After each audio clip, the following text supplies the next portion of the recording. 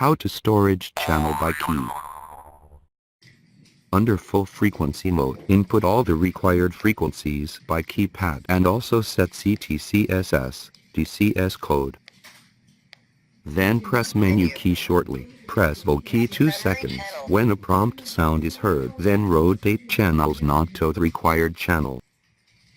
Press Vol key 2 seconds. When a prompt sound is heard, that means storage successful. If you want to storage FM channel, the method is the same. If you don't know FM frequency, press scan key 2 seconds. Enter into scan mode. When it stops, you can storage this FM channel.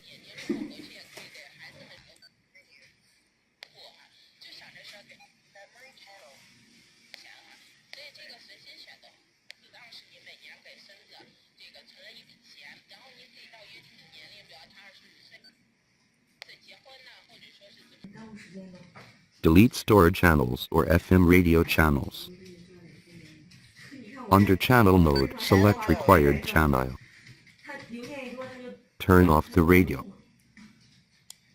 Press menu and turn on the radio. Radio will show delete. Press menu key to confirm delete.